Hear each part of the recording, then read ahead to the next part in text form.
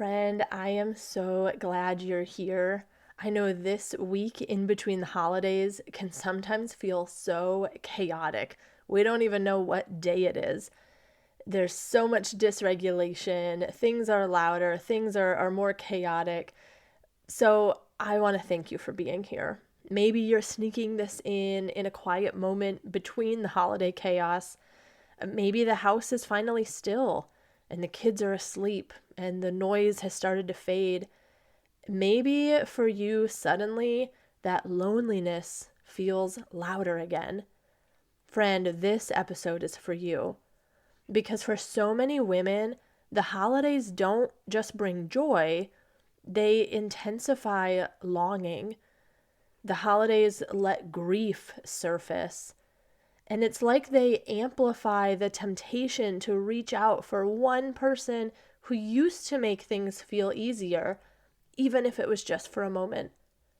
Sister, if you are fighting the urge to text him in this season, I want you to know something. You are not weak. You are not failing. You are human, and you're longing for comfort, safety, and connection. So today I want to talk about why that pull feels so strong, especially during the holidays, and how you can get through that moment without going back to old patterns, rooted in God's presence. And I want to give you some practical regulation tools, all while having deep compassion for yourself. Hey mama, welcome to Intimacy After Infidelity. Do you find yourself Googling, can a marriage survive infidelity? Or what's the first step to divorce? Do you wake up full of hope, only to end the day with more shame when there's another stupid argument again? Hey, I'm Christina Joy, forgiven daughter of Jesus. I too felt the shame of infidelity and wished someone had a roadmap for how to get out of the mess so I could experience freedom. I kept telling myself I just needed to try harder to end the affair and fix my marriage, until I found I needed Jesus to heal some deep wounds in my heart. Through prayer, lots of research, and developing new healthy habits, I was able to find healing to shed my shame once and for all. Now I'm excited to share everything I've learned with you. So find your safe space and pop in that earbud. Let's rebuild your life and marriage better than it's ever been. Friend, before we go any further, I want you to know something really important.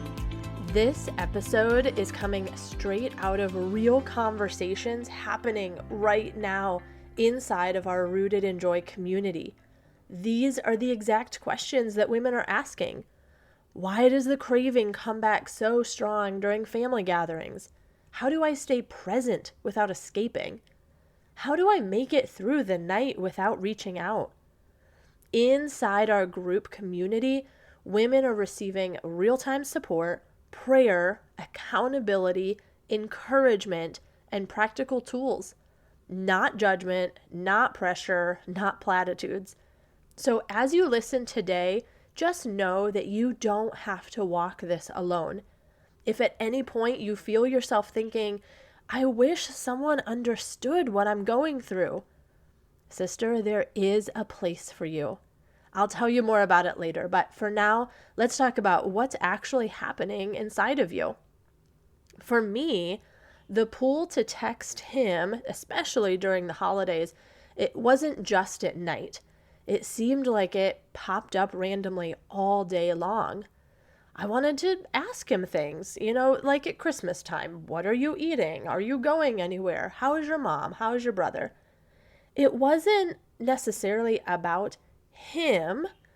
I realize now that what I was doing was creating a distraction for myself. The truth is, I didn't always feel safe or comfortable or regulated at holiday gatherings. I didn't know how to use my voice. I didn't know how to set boundaries. I didn't know how to relax in some of these situations. So instead of leaving or asking for what I needed, I abandoned myself. My feet went where people told me to be, but my heart and my mind wandered to wherever he was.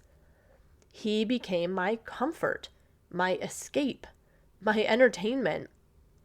And underneath that urge was this belief that talking to him would take the edge off. I needed someone outside of here to see me. And I would say things like, I'm not okay here. It's loud, it's overstimulating, it's overwhelming. And so I wanted to escape to wherever he was. Friend, if that resonates with you, I want you to hear this. Nothing is wrong with you. Your system is seeking relief. Your heart is looking for connection. Your body is trying to regulate. All these things are how God designed you. So the problem is not your longing. The problem is where we've been taught to take that. See, texting him worked temporarily. It helped me not feel the discomfort in the moment. It helped me escape, even for a minute. And it helped me avoid listening to what I actually needed. But reaching out to him again and again also kept me disconnected from myself and disconnected from God's presence right where I was. Here's what I want you to know. You don't need him to feel okay right now. I'm going to say that again. You don't need him in order to feel okay right now. Borrow my belief on that if you have to. You don't need him to get through the next evening. You don't need his words to regulate your body. You don't need his attention in order to survive this moment. What you need is called presence, not escape. And wow, this is where the name Emmanuel changed everything for me. Emmanuel, God with us. That's not just an idea that we talk about at Christmas time. It's not just a theological idea or more information for your brain. This is an opportunity to become an experience. You see, throughout the year, the other 11 months, I learned to sit with God in the quiet through prayer, scripture, visualization. I learned what his presence felt like, whether things were chaotic or calm. And then in the month of December, because I had done the work all other 11 months, now I could carry God's presence into the holiday chaos with me. So because I had been practicing all year long, then when the holidays came, I wasn't alone in the noise anymore. I knew what it felt like to be with Emmanuel, to have God with me in the living room, in the kitchen, in the bathroom. He wasn't waiting for me to just do things better. And he was not disappointed in my feelings at any given moment. God was just with me. That's Emmanuel. And if God is with you, that means you are not abandoned. You are not unseen. And you're not unsafe. Let me flip those around. You are with someone. You are seen. You are safe.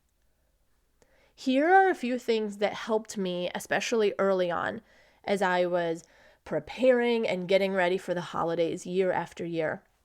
First of all, I set gentle intentions for that day or that week. I would say something like, I'm going to try my best to be present here. And if that feels like too much, if the family gathering has just gotten too overwhelming, maybe I'll give myself permission to go to bed early or go sit with the kids instead of the grown-ups. But I set an intention so I knew I could try my best to be present, and I had my options for when things fell out of control. Another thing that helped me during that day or that week was that I was still intentional to move my body. Maybe I needed to go for a short walk. Maybe I just needed to step outside and take a deep breath. But I wanted to let my nervous system discharge some of that pent-up energy. And especially if you're in that fight or flight mode, your body wants to move to regain safety. So, what does your body need today? Another way that I prepared was that I would give myself permission to take bathroom breaks without my phone. But go to the restroom and then place your hand over your heart. Take a couple of slow, deep breaths. Look in the mirror. Give yourself a minute to catch up with yourself. And repeat a couple phrases or just anchor sentences that bring you back here. I'm safe now. I'm allowed to be here. And lastly, something that helped me was that I would name what was happening. This is overwhelm. Oh, this is loneliness. Hey, I feel like my body is asking for comfort right now. So give it a name, and that immediately helps it feel more manageable and under control instead of just out of control. You are allowed to meet those needs without betraying yourself and without being unloving to everyone else around you. You are worth having your own needs met. So before we close, I want to offer you one gentle question to sit with today. What are you actually needing in this moment? And how can you give that to yourself with God's help? If you're needing comfort, be reminded that Scripture calls God the source of all comfort. Turn to Him. So friend, name your need and get creative, get curious about how you can meet that need for yourself.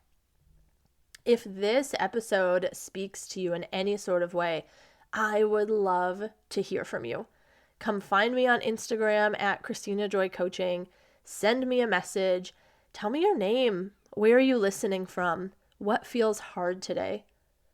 And if you are craving support beyond a podcast episode, maybe you're looking for a place where you can say, I'm really struggling. Can you help? And you want to be met with compassion instead of judgment. That's exactly what our community is for. You don't have to be strong alone. You definitely don't have to white knuckle through this season. Support is available for you. Can I pray for you? God, thank you for being Emmanuel. You are with us. And for the woman listening right now, I ask that you wrap her in your peace like the biggest, most gentle hug. Calm her nervous system. Remind her that she's safe, she is seen, and she's deeply loved. God, would you give her strength for this moment? Not tomorrow, not the whole next year, but right now, today. Help her to stay present. Help her to choose herself, and help her to know that you are enough.